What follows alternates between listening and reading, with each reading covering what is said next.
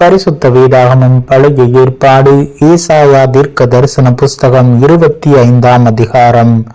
கர்த்தாவே, நீரே என் தேவன், உம்மை உயர்த்தி உமது நாமத்தை துதிப்பேன். நீர் அதிசயமானவைகளை செய்தீர். உமது பூர்வ ஆலோசனைகள் சத்தியமும் உறுதியுமானவைகள். நீர் நகரத்தை முன்மேடும் அரணான பட்டணத்தை பாழுமாக்கினீர். அந்நியரின் ராஜதானியை ஊராயிராதபடிக்கும் என்றைக்கும் கட்டப்படாதபடிக்கும் செய்தீர். ஆகையால் பலத்த ஜனங்கள் உம்மை மகிமைப்படுத்துவார்கள். கொடூரமான ஜாதிகளின் நகரம் உமக்கு பயப்படும். கொடூரமானவர்களின் சீரல் மதிலை மோதி அடிக்கிற பெருவெள்ளத்தை போல் இருக்கையில், நீர் ஏழைக்கு பலனும் நொறுக்கப்படுகிற எளியவனுக்கு திடனும் பெருவெள்ளத்துக்கு தப்பும் அடைக்கலமும் வெயிலுக்கு ஒதுங்கும் நிழலுமானீர்.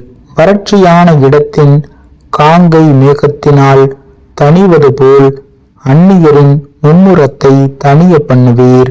மேகத்தின் நிழலினால் வெயில் தணிகிறது போல் பலவந்தரின் ஆரவாரம் தணியும். சேனைகளின் கர்த்தர் இந்த மலையிலே சகல ஜனங்களுக்கும் ஒரு விருந்தை ஆயத்தப்படுத்துவார். அது கொழுமையான பதார்த்தங்களும் பழமையான திராட்சை ரசமும் ஊனும் நினமுமுள்ள பதார்த்தங்களும் தெளிந்த பழமையான திராட்சை ரசமும் நிறைந்த விருந்தாயிருக்கும். சகல ஜனங்கள் மேலுள்ள முக்காட்டையும் சகல ஜாதிகளையும் மூடி இருக்கிற மூடலையும் இந்த மலையிலே அகற்றி போடுவார். அவர் மரணத்தை ஜெயமாக விழுங்குவார். கர்த்தராகிய தேவன் எல்லா முகங்களிலும் இருந்து கண்ணீரை துடைத்து தமது ஜனத்தின் நிந்தையை பூமியில் இராதபடிக்கு முற்றிலும் நீக்கி விடுவார். கர்த்தரே இதை சொன்னார்.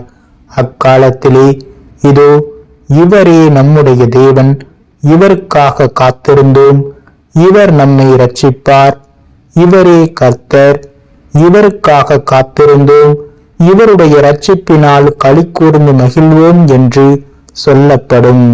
கர்த்தருடைய கரம் இந்த மலையிலே தங்கும். கூலம் எருக்களத்தில் மிதிக்கப்படுவது போல மோவாப் அவர் கீழ் மிதிக்கப்பட்டு போம். நீந்துகிறவன் நீந்துவதற்காக தன் கைகளை விரிப்பது போல் அவர் தமது கைகளை அவர்கள் நடுவிலே விரித்து அவர்கள் பெருமையையும் அவர்கள் கைகளின் சதி சற்பனைகளையும் தாழ்த்திடுவார். அவர் உன் மதில்களுடைய உயர்ந்த அரணை கீழே தள்ளி தாழ்த்தி தரையிலே தூளாக அழிப்பார்.